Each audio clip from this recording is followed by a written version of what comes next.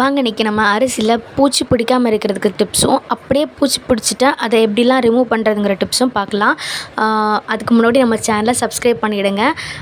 நான் சொல்கிற டிப்ஸ் எல்லாம் உங்களுக்கு பிடிச்சிருந்துச்சுன்னா இந்த வீடியோக்கு ஒரு லைக்கும் கொடுத்துடுங்க.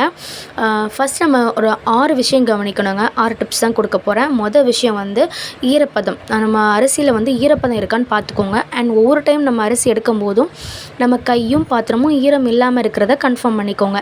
நெக்ஸ்ட் வந்து நம்ம வீட்டில் இருக்கிற பிரியாணி இலை, நம்ம பிரியாணி இலை யூஸ் பண்ணுவோம்ல, அதாவது பே லீஃப், பிரியாணி லீஃப்னு சொல்லுவாங்க இல்லையா, அதை வந்து நீங்கள் அரிசி கூட மிக்ஸ் பண்ணி வச்சிட்டாலும் அந்த ஸ்மெல்லுக்கு நம்மளுக்கு பூச்சி பிடிக்காது.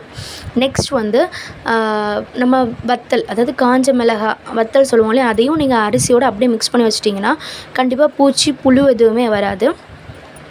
நம்ம என்ன தான் ஏர்டைட் கண்டெய்னரில் வச்சாலும் இது ஈரப்பதமாக இருந்தால், இந்த மாதிரி இதெல்லாம் பண்ணாமல் இருந்தால் கண்டிப்பாக பூச்சி பிடிக்கும். ஸோ இதெல்லாம் ஃபாலோ பண்ணுங்கள். நெக்ஸ்ட் வந்து கிராம்பையும் அதே மாதிரி அரிசி கூட மிக்ஸ் பண்ணி வச்சுருங்க.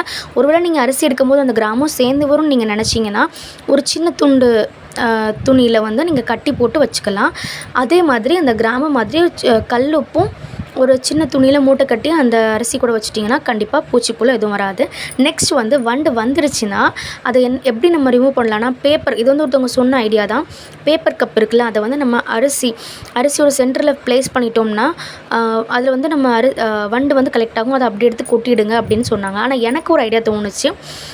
இது நல்லா இருந்துச்சுன்னா கண்டிப்பாக கமெண்டில் சொல்லுங்கள்.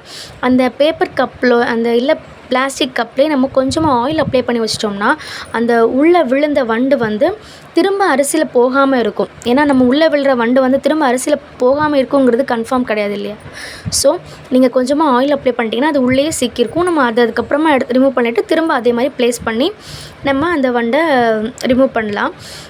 கண்டிப்பாக நீங்கள் இந்த மாதிரி ட்ரை பண்ணுங்கள். ஏன்னா நம்ம பொதுவாகவே நிறைய பூச்சி இந்த மாதிரி இருந்துச்சுன்னா, இந்த டியூப்லைட் அப்போல்லாம் மழை டைமில் வரும்போது இந்த மாதிரி பேப்பரில் ஆயில் அப்ளை பண்ணிட்டு நம்ம பிடிப்போம் இல்லையா, அந்த ஐடியா தான் எனக்கு தோணுச்சு. ஸோ இந்த மாதிரி நீங்கள் பேப்பர் கப்போ இல்லை பிளாஸ்டிக் கப்லேயோ அந்த மாதிரி ஆயில் அப்ளை பண்ணிவிட்டு அதை ட்ரை பண்ணி பாருங்கள். அண்ட் இந்த ஐடியா எப்படி இருந்துச்சுன்னு கண்டிப்பாக கமெண்ட் பண்ணுங்கள். நம்ம சேனலுக்கு ஒரு லைக் கொடுத்துடுங்க.